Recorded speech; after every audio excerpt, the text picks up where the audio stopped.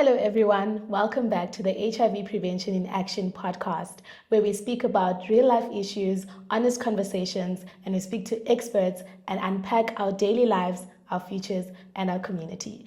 Today, we'll be joined by a guest who is Levi Singh. Levi Singh works at the intersection of multilateral governance, diplomacy, youth advocacy, and health policy engagement. His work spans the United Nations, African Union, and regional governance systems, with a focus on adolescent well-being, HIV prevention, youth participation, and international cooperation. He currently serves as a regional policy officer at SRHR Africa Trust, supporting advocacy and youth engagement across Africa. Oh my gosh, that's a mouthful. Does that mean? Your whole introduction basically sums up our topic for today, which is youth leadership, HIV prevention advocacy, and youth participation in shaping change locally and globally. Okay. Hi, Levi. How are you? Good, how are you? I'm good, thank you. Nice to have you on the podcast. Thank you for having me. Okay, so could you please tell us a little bit about yourself and how your advocacy journey began? I think you've said most of it.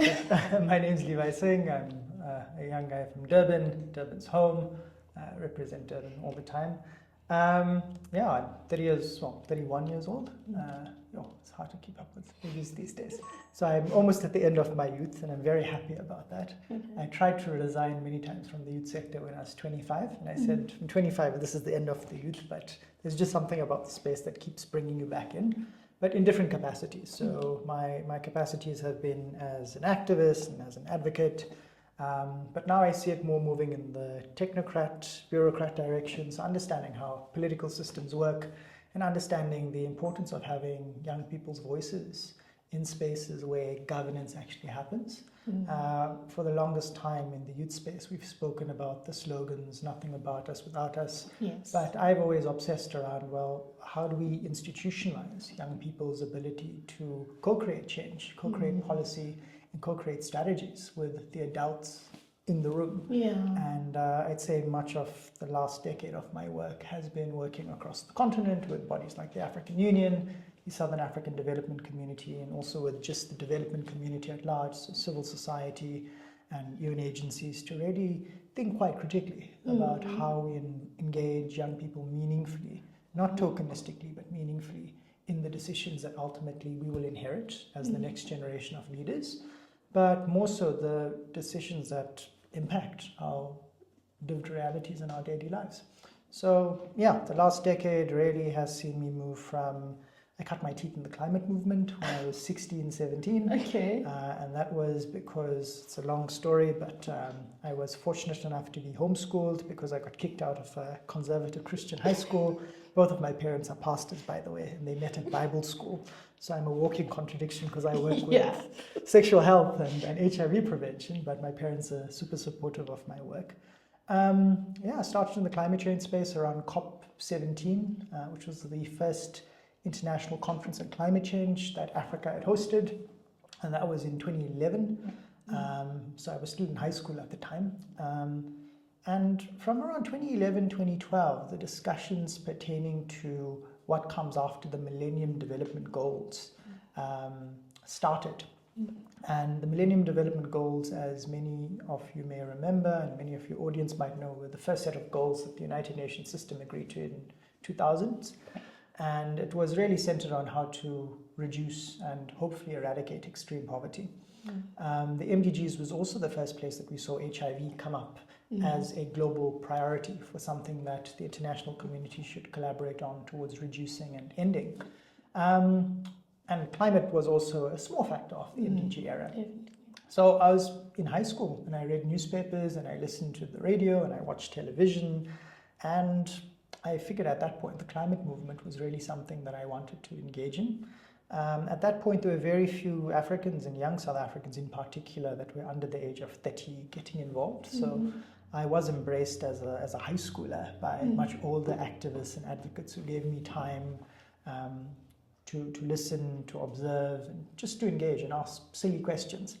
And that really was instrumental in forming how I approach activism and advocacy. And over the years, we went on then to form the South African Youth Climate Coalition, the SAYCC, which became the largest movement of young people working in climate change in Southern Africa. And I did that until I was around 18. And then I said, okay, well, I want a new challenge. And obviously when you're young, you're impatient and you want to see change immediately. And as you get older, you realize that in many cases, massive change happens incrementally. It doesn't happen overnight. Steps. So I was an adolescent when I said I wanted to then venture on into exploring broader human rights issues. And I remember reading a newspaper article about HIV and the prevalence of HIV in KwaZulu-Natal. And one of the issues that was really difficult to align with, so as I said, I went to a Christian high school that was very conservative, and the information you got about HIV prevention from high school was that if you have sex before marriage, you are going to get HIV, but you also will go to hell and will burn for eternity. So where's hell? And it wasn't very positive messaging or public health friendly messaging. So we were all indoctrinated into abstinence-only information. But the subtext of the information that we were given was that, only poor black people get HIV and only poor black people are vulnerable to HIV. And that was then juxtaposed with the newspaper article I'd read. One of the highest HIV burdens in the country at that time in 2013, 2014 was actually in a community in Durban called Chatsworth. Now, Chatsworth is a mixed community. It's black and Indian. It's a result of apartheid spatial planning. And there are major issues of transactional sex work in a place like Chatsworth, but also drug use, substance use. And as we know as now public health activists, that confluence of issues results in people's risk being higher to HIV. And for me, it was just then, wow, okay, this is not just poor black people, it's everyone being equally affected. So how can I learn more and what can I do to contribute towards finding solutions around HIV and moving from the ignorance of abstinence-only sex education to actually doing something from a human rights and public health perspective. And that's where my journey began. That's beautiful. I think you have highlighted the journey of you so well that you've shown us how intersectional you are. You are very flexible. You can go into any avenue. If you see there's a gap and there's a problem, you address it. And that's a very beautiful trait about you. Well done. Okay, so what was it like entering spaces like the UN? How did you feel? Yeah, I think we are socialized to have a great reverence for these big platforms and these big spaces, inherently because of what we see on TV, what we see in the movies, what we read in the papers. But ultimately, these are forums. These are forums to facilitate dialogue and discussion, and to just bring people together to discuss issues and come to consensus. And I think what made me want to work within the multilateral system, so the UN, the African Union, was a pivotal moment during the climate change negotiations that I was exposed to as a high schooler in 2011. And a short story around that was, so we all know that we have this climate change agreement in the form of the Paris Declaration that came out in 2016. But prior to the Paris Declaration, there was the Kyoto Protocol. And the Kyoto Protocol at that point was the only legally binding instrument that we had agreed to internationally to restrict the amount of carbon emissions that were being put into the globe at the time. And the Kyoto Protocol was up for renewal in Durban in 2011. And it was very contentious because at that time you had a very, like now, regressive administration in both the United States and Canada. You had Europeans who weren't as friendly to the climate change agenda as they are now. And then you had China that was just like, we aren't paying attention to this issue. We're still a developing country. And then you had Africa that really didn't know what they were saying. And I remember seeing and following that process of negotiation and seeing South Africa and the minister from South Africa at the time, Minister Edna Molewa, take a very firm stance and say, the exercise of these conferences isn't just to talk and to talk endlessly. It's to hear one another and respect each other's points of view, and where we can't find consensus, to say we can't find consensus, but to focus on what we can find consensus on and what we can work towards.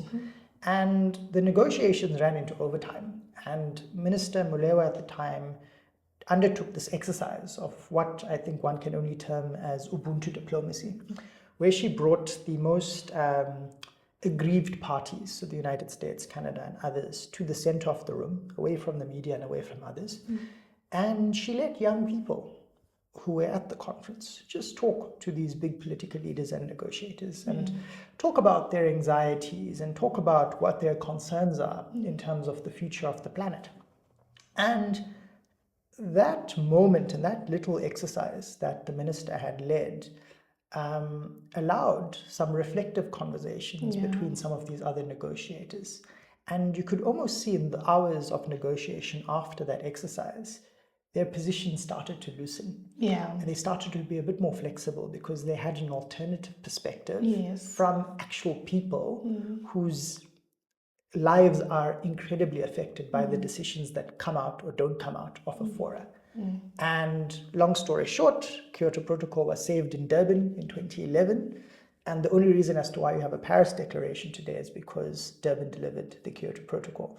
But it was that moment for me that made me believe that multilateralism and people-to-people relations and talking to people, even those who you disagree with, most importantly, can lead to change. And then you put that in the UN context or the African Union context. It's all about talking to people and being clear and consistent about what you're saying, and ultimately clear and consistent about whose voices you're bringing into the room, because these rooms are also not designed for people like us, young people, young women in particular, young black and brown people more so. You're not allowed in these rooms unless you went to an Ivy League school like Harvard or Oxford or one of those schools. Sometimes you're shut out if you don't have a master's degree or a PhD, or if you're not an academic. And I think the challenge for us and this generation of young professionals, particularly from the African continent, is to bring in new voices into the multilateral and global governance discourse. Otherwise, global governance and multilateralism won't work. And I think more so, the challenge for us yesterday was Africa Day, 63 years of the African Union being in existence.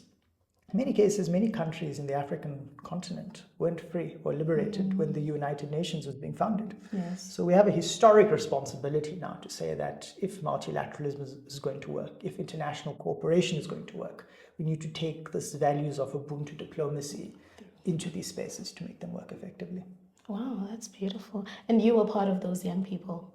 That's beautiful. Unfortunately, I may be regretting it now. Why? I mean, I guess there's some regrets. If you look back, maybe you spent a bit more time doing adult things with adults than doing the actual youth stuff that young people would do as 17, 18-year-olds. But it is what it is. Okay, I actually want to speak about that. You saying that you were doing adult things and you're not doing youth things. You don't regret it, do you? I wouldn't say it's a regret.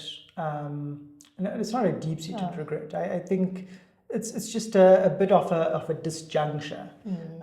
But I find great comfort in the fact I've been fortunate enough to have friends and mentors who are much older, who'd fought even in the liberation struggle.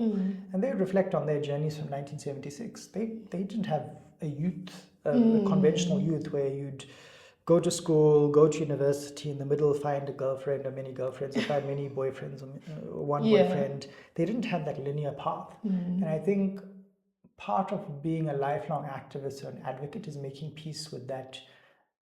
Your trajectory in life will not be linear. You won't have that linear trajectory. Your life will do this and it will go in all different directions, but you will be on the path that you need to be on as long as you're staying true to your values and the constituencies that you serve. So I don't think it's a regret. I think it's just, you have to sit back at some point and just be like, I made peace with this. My journey is very different from someone else's. Okay. And most probably the impact that you have on people also makes you feel good. Maybe, yeah. Okay. So why do you think it's important for young people to be represented in global conversations? Because we are currently the largest generation of young people in human history. There's around 1.8 billion young people under the age of 35 globally. The vast majority of these young people are on the African continent. The median age of an African in Africa today is 19 years old. Africa is still, until 2050, projected to have the youngest continent or continental population. So we can't have older geriatrics that are uninspired and cynical making decisions about our lives and our futures. Ultimately, we are going to inherit the successes or the failings of international cooperation and global governance, and we need to have a seat at the table to be meaningfully engaged and involved. But we also need to take greater leadership in terms of organizing ourselves as young people to articulate views and articulate perspectives and positions that can go on to inform how global governance reacts to us. And I think it's worth talking about the incremental changes. When I started working in the United Nations system, there was lots of advocacy towards the UN Secretary General appointing a UN youth envoy, right? So an envoy for the Secretary General to engage with when it came to issues of youth issues. And this was the case for, I think, 5 to 7 years. But young people kept on pushing globally. We said, hey, we've got these SDGs. These SDGs are very important to young people globally. We've got this massive population of young people around the world, particularly on the African continent and the global south. And maybe the envoy is not enough. We want a youth office. And we got it. In 2022, the UN Youth Office was established with an Assistant Secretary General who reports to the UN Secretary General. And we've also now started to see a great example of many ministries across the African continent having younger ministers or youth ministers.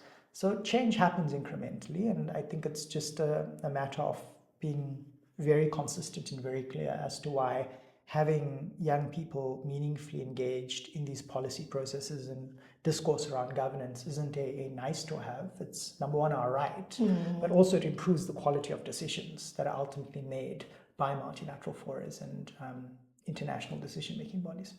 Okay, you're speaking so well. Oh my gosh, I could listen to you speak all day. You're speaking so well, but now I'm understanding that it doesn't really take just one big step. It is, as you said, incremental steps. But what I would like to know as a young person throughout this whole journey, I'm sure you've faced a lot of challenges, and to be where you are in a place of influence, in a place of being able to speak up as a young person, what are the challenges that you had to encounter? Because I know there might be young people listening in who want to be in the position that you're in, but they probably don't know what animal is there or whatever. Yeah. That's a really good question, and it informs much of my work now around adolescence in particular. So as I said, I started when I was in high school, so 16, 17 years old. And I mean, so in much of our problem, I think in Africa and in the global south, we have this very elongated definition of youth. So it goes until 35, it starts at 15 to 35. But the realities and the needs and the challenges of a 15-year-old are very different from the needs and challenges of a 25-year-old. Yes. And in many cases, when you're engaging in governance or policy-making decisions, your views as an adolescent or as a younger youth are invalidated because there's a louder, more exuberant and experienced 25-year-old in the room. So we really need to talk about the mechanisms that are in place to ensure that all voices are viewed equally and all contributions are taken into account when we're talking about meaningful engagement participation. And I think adolescence is really a good place to start because we haven't done well there. And I can confidently tell you, I thought about, leaving this idea of being involved in movements in civil society simply because of how despondent and discouraged you get by engaging with older youth, let alone the adults or the madalas and the gogos in the room, who actually don't really care much about what you're saying in some cases. But you're having to fight with actual young people who are supposed to show solidarity and understand your issues because, they were once 16, 17 themselves. And there's no appreciation of that. So I think we really need to think through how to do that better. And for me, what really was helpful was, again, having older friends and mentors who deviated from the Mandalas and the Vovos and those older youths that would close the door on you. Because these older mentors and friends kept on reflecting to say, this happens, but this also allows you to build character. This is how you build resilience. And it's never about raising your voice. It's always about improving your arguments. So knowing more than others, having better connections in terms of the communities and the constituencies you're engaging in, and just bringing in different perspectives and alternative analyses that they might miss. And one of the things that really helped me is that I read extensively. I read things I agree with, but also things I disagree with, just to understand who I'm engaging with. And now I think it's just a matter of, with the information that we have and with the innovations around artificial intelligence, being able to package, position, and present your message in means and ways that resonate with others. So I might not work directly in the climate movement any longer as Levi, but I still have friends and comrades in the climate movement. And there's a growing awareness about the importance of engaging from a public health perspective and a climate perspective. So I can leverage those old connections because we've managed to make those connections years and years ago from a policy perspective to say, well, we're different sectors, but we're mutually, we're trying to achieve similar things. When a pandemic happens, or when a natural disaster happens, like we've seen in KZN in the Eastern Cape and other parts of the country, those massive floods, when those happen, public health systems are in crisis. But the public health people and the environmental people are talking to one another. So finding means and ways to use information, to open up channels for dialogue and discussion, and never getting tired of explaining yourself. And those were some really good lessons I got from our own people in government now, like Zain Dango, who is the Director General at DIRCO, the Department of International Relations and Cooperation. There's another guy named Jacques van Zedem, who just turned 60 this week. And he's an Afrikaner man, but he was entrusted by the Mandela administration to contribute towards writing the South African population policy in democratic South Africa. If you know anything about the population policy prior to democracy, it was incredibly racist. It promoted ideas of eugenics. It allowed women to be forcibly sterilized. It was horrendous.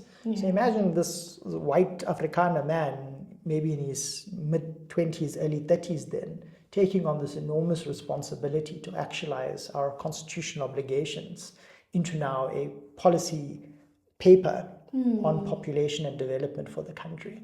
And the only thing that keeps coming to mind from both Jacques and from Zain is this importance of never growing tired of explaining yourself. Find means, find ways of explaining, and at some point you'll get a breakthrough. So don't get despondent, don't get discouraged. It's natural for you to do, to feel those ways, but just keep at it. Okay, I made a note to myself as well for that. Okay, so through your work, what are some of the biggest HIV prevention challenges that affect young people? So from the very beginning of your journey to like now, what were the challenges then? What are the challenges now? How have they improved throughout the time? Money. Money. No one really wants to coherently and strategically finance prevention. Yes. And that's frustrating. So you can have a great policy and legislative ecosystem and a great strategy base in the form of national strategic plans, but when financing is poor and inconsistent, it really undermines any sort of ambitions that your policy or legislative agenda set out, and that gets really frustrating. I think there's also a symptom that we have in South Africa where we like to campaign around everything, but we like to campaign without an actual programmatic intervention. So I think we have a little illness in South Africa called campaign-nicitis, because everything's a campaign and everything will be a campaign. But when you start asking more difficult questions about, okay, what's the program and how are resources moving to youth and youth-serving organizations to implement those programs, to engage with the constituencies and the communities that really need HIV prevention messaging and services and programming, then It's dololo. crickets. There's no answers. It's crickets. So that has been really frustrating. Yeah. And given the current geopolitics around the closure of PEPFAR, given the current donor environment, given UNAIDS shutting down, Yes. or sunsetted, whatever that means, it's really, really concerning that the little progress that's been made over the last 5 to 10 years is now being undermined. Yeah. And now is at risk of being completely eradicated. So we've seen some wins, I think, on the innovation side. I think that there's been a plethora of new innovations that have come to the fore. I think it was also quite encouraging to see that. So during COVID, there were many attempts to leverage, digital health and digital health services and connecting young people via online points, and to see lots of that being sustained post-pandemic is really useful, especially from the HIV and SRHR integration agenda perspective. But yeah, I think a constrained fiscal position is one of the things that concern me the most.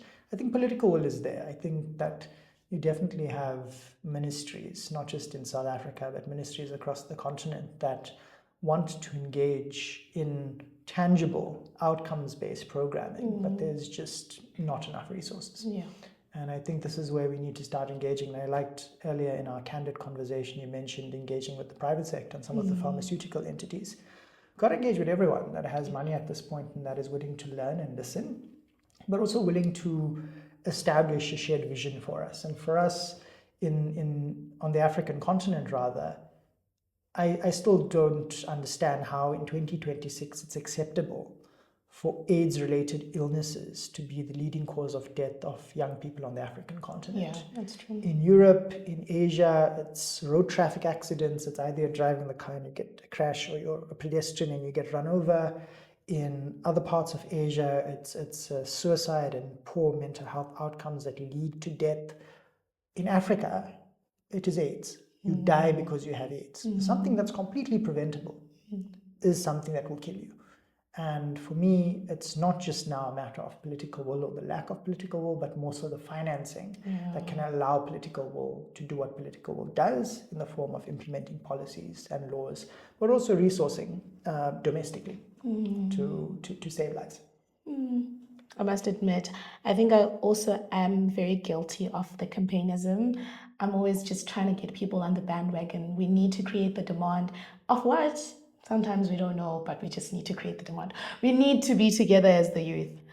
Okay, so another question is, what gaps still exist between international commitments and the realities that young people face every day?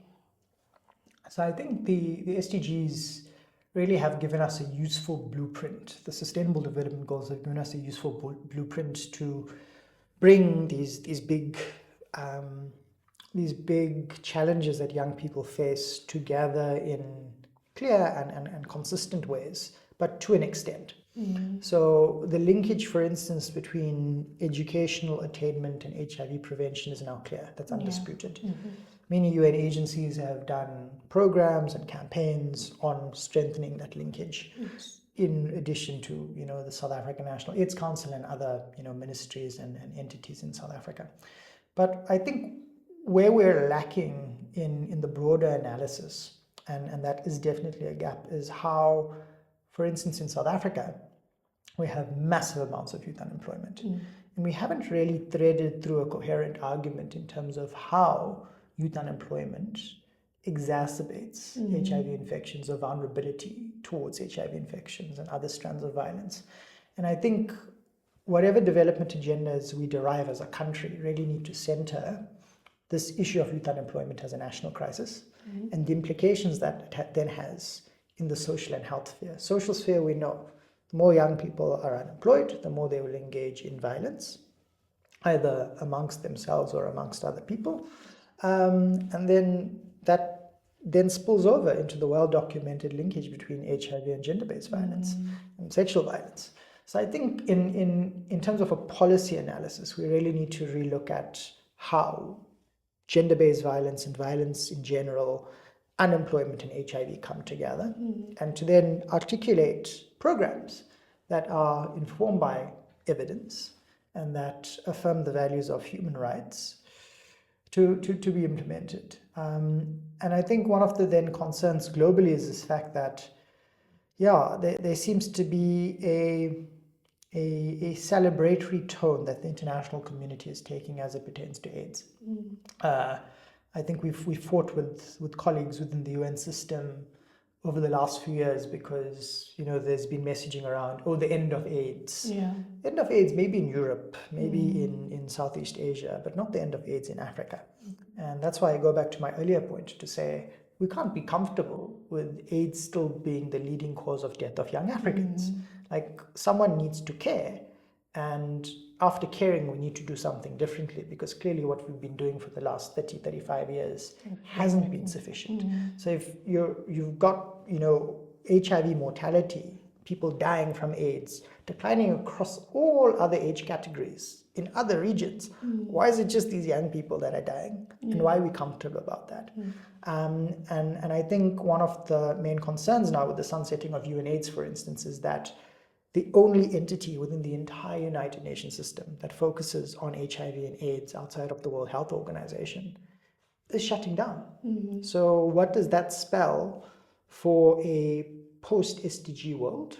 Because there will be a post-SDG agenda. Whether it has AIDS or whether it doesn't have AIDS is anyone's guess. And we'll start these conversations in 2027 because we've got until 2030 for the Sustainable Development Goals. But have we been doing enough? And has there been enough progress? I think only time will tell. But one of the things that really does keep me up at night is that AIDS might fall off the global development agenda focus in the next 24 months if we aren't intentional as young people about highlighting this crisis, that it's African youth that are dying from this thing that is completely preventable, and it's happening on the watch of all of these adults. And because it is preventable and we have the opportunity or the power to change it ourselves, I would like for you to please advise young people on how to make PrEP, LEN, and all of these prevention methods more youth-friendly with your experience.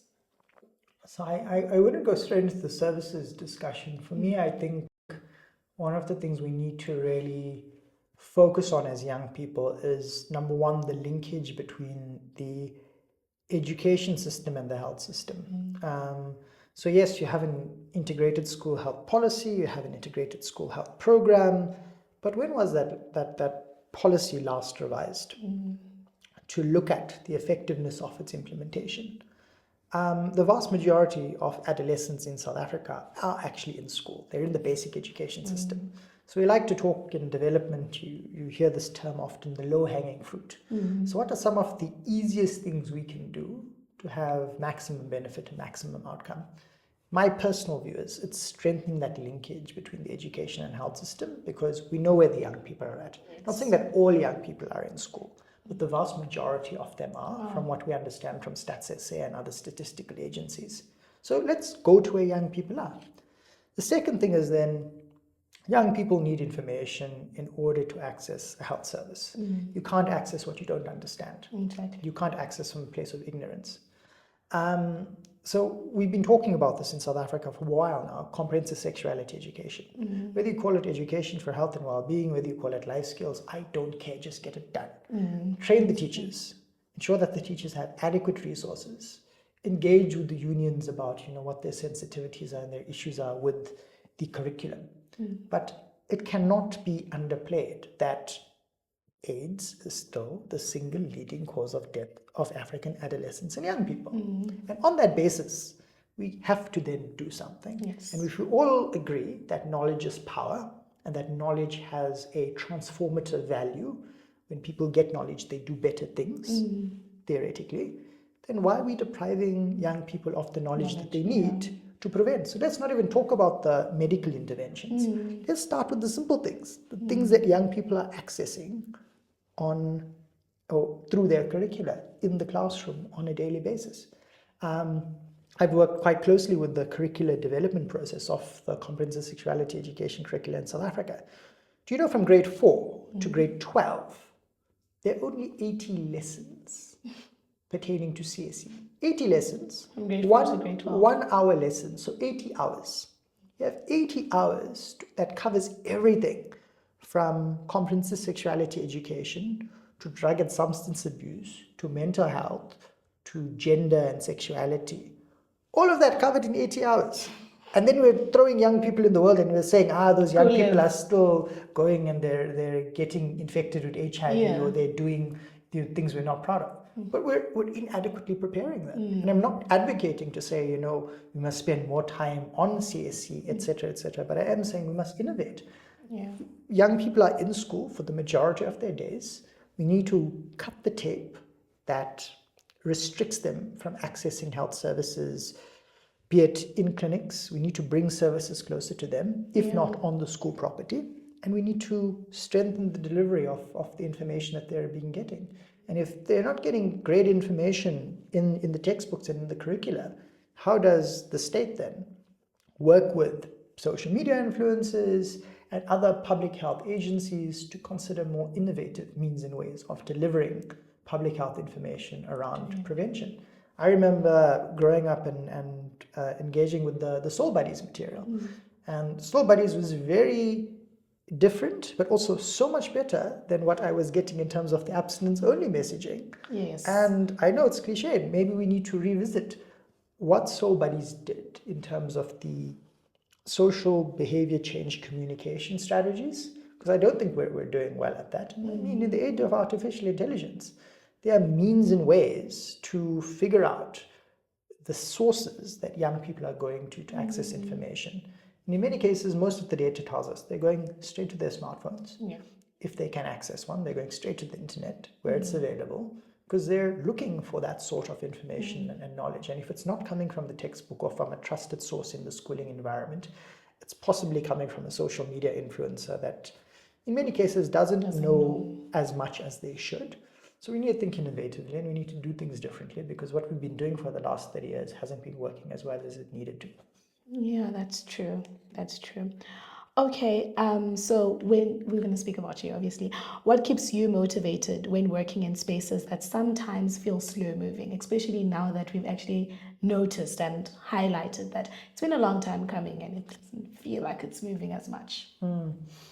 I think I go back to what I said earlier and the example I gave around, the establishment of the UN Youth Office. I think much of the difficulty of entering civil society when you're very young is that you think things are going to change instantly because of your efforts. Yeah. And you get maybe a bit despondent and you retreat and you go back to whatever else you were doing, which is also fine, because you're not seeing instant results. So I think what keeps me going is that I've really made peace with the fact that as much as we want broad-based systemic change happens incrementally. Yes. Sometimes change does happen overnight, but you also then have to think about how to manage that change. And that's why I'm studying an MBA now. And I want to learn how the corporate space thinks about how change is managed and how change happens. Because ultimately, political change, social change, corporate change, culture change, all manifests in different ways, and ultimately we all want change. Yes. But we need to be able to actively engage in managing the process of change. So for me, it's now obsessing about, okay, well, how do I become a better change manager to then also convince people that they can come along with me on this journey of changing things, but also just understanding from the onset that change isn't going to happen overnight. It is going to be an incremental process. And if you're not there determining what change looks like, other people are going to be there. And in many cases, you can't determine who's going to be there. I'll give you a terrible but timely example. Talk about a process like the national dialogue in South Africa. Whether you want the national dialogue to happen, whether you disagree with the national dialogue is immaterial. I think it's still a good idea for people to do this, to talk to one another, to engage and understand thought processes and viewpoints, and then to move from that point of departure. If people like us who care about gender equality, who care about HIV prevention and public health, who care about human rights, aren't engaging in this national dialogue process, I can guarantee you that AfriForum is going to be there. Yeah, definitely. people who hold anti-constitutional and anti-transformational views will be there. And they will be claiming to speak on behalf of the broader South African society. Because we've said, oh no, this process is too much time, we're not confident about its outcomes. So this is really about the long haul, and change is committing to a long-term vision, and understanding that nothing radical will happen overnight unless we make it. Exactly. And in many cases, policy change is, as I had mentioned to you earlier, it's a contact sport. It's like rugby. You have to be on the field in order to score the tries, or in football, you have to be on the field to score those goals. You can't be coaching from the sidelines. So whether you're actively engaged in a political party, whether you're engaged in a civic movement or a community-based organization, you're doing something. Yes. And your actions will compound and they will multiply over time, but you just have to be consistent and committed, and you have to know what your message is, and you have to know who your constituency and community is. And once you have clarity on those three things, you just keep going. So you move from change maker to change manager. That's beautiful. So what gives you hope about the future of youth leadership and HIV prevention across Africa? I think it's again the fact that there's an enormous amount of potential that is untapped within the youth sector. My partner and I were actually talking about this yesterday, because she was like, why do you still do so much of work in the youth sector? Like, well, I'm transitioning out of youth formally, but there's a tremendous amount of potential that's within the Gen Zs and the Gen Alphas, and I really don't want them to experience the same barriers and the same discontentions that I had experienced when I was entering the space. So adolescence and the adolescent agenda really does inspire and motivate me. I think adolescents are definitely organizing and mobilizing in different means and ways compared to us as the older young people now. They're a lot more intentional and savvy about their social media use. So if you look at issues from the genocide in Gaza to issues in the Congo and Sudan, these young people are on it. They are focused on what's going on in the world. And that's a great thing, because that energy and that insight and that interest is being directed somewhere. But the next two steps for me is to move them from awareness to information and action.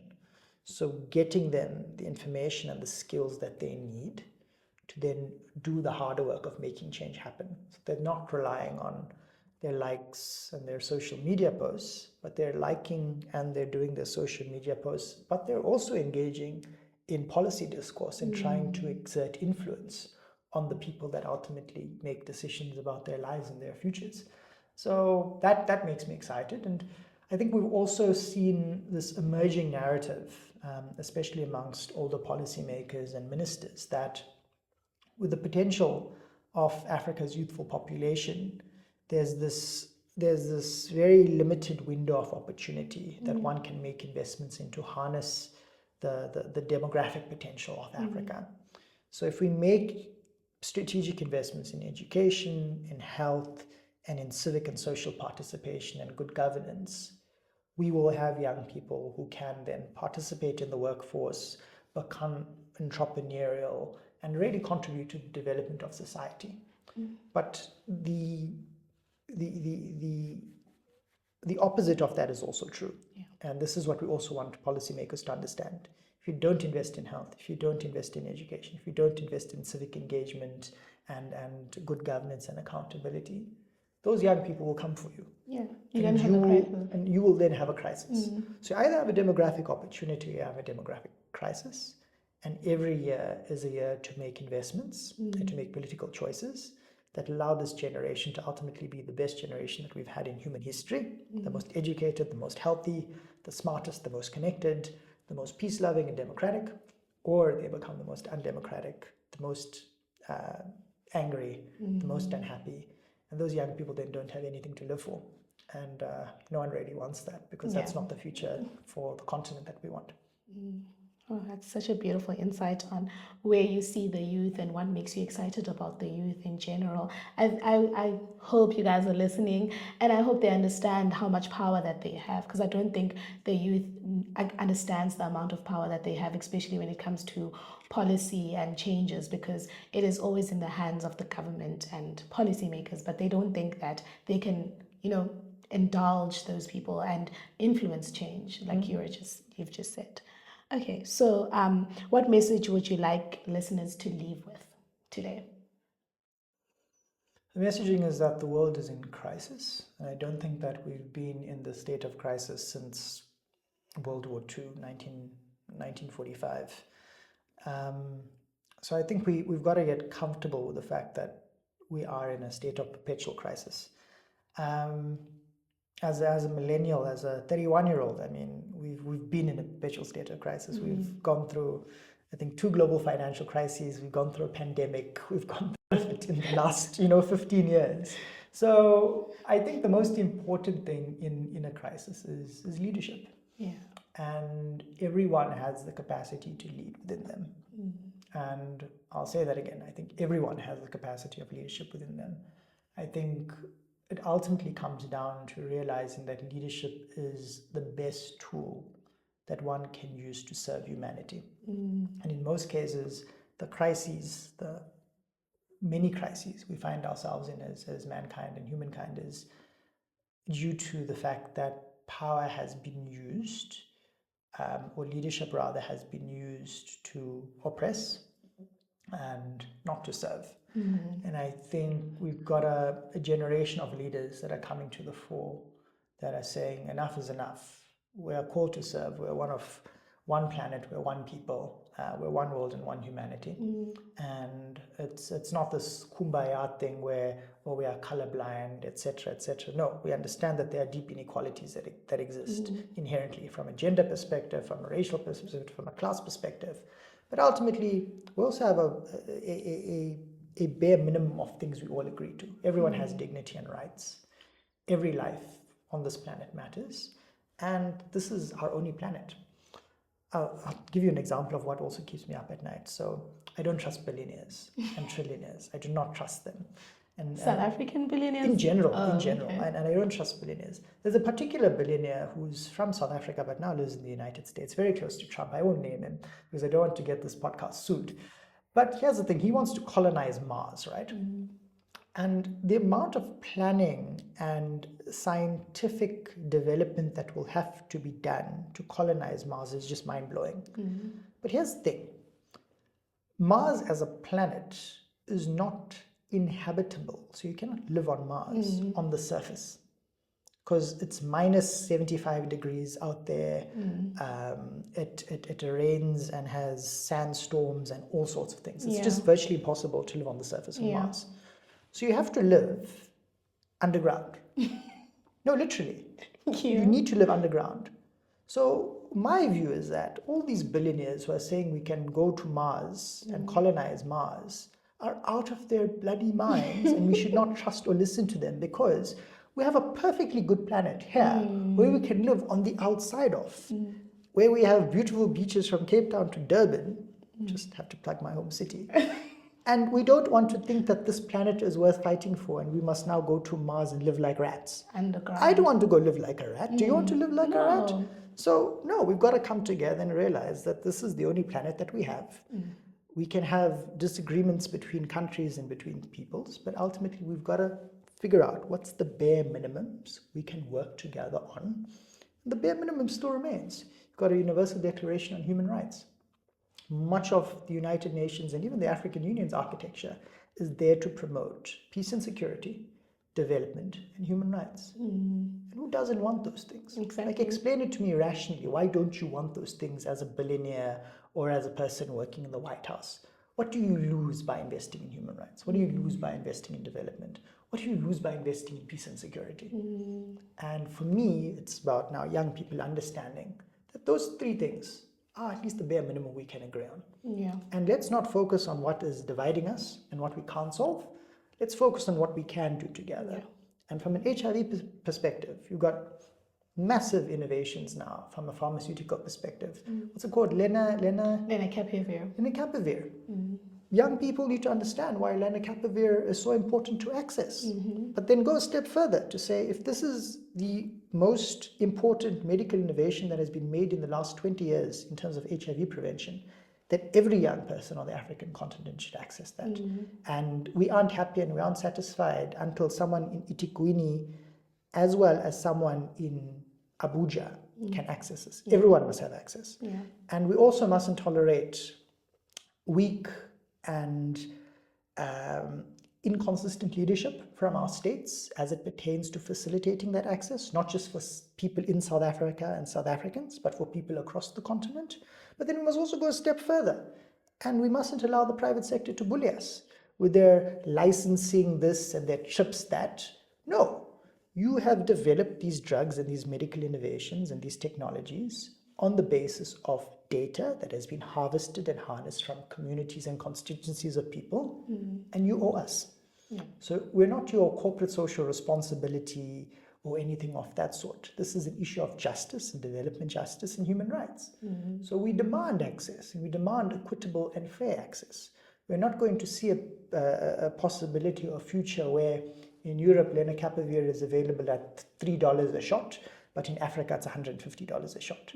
Because then we are going to be having problems, and it's going to contribute to further inequality, and that's just not something that we're willing to tolerate any longer.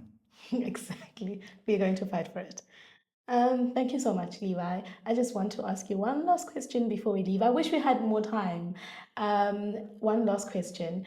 If you would describe HIV prevention in one word, what would it be? Empowerment. Empowerment. Okay, thank you so much.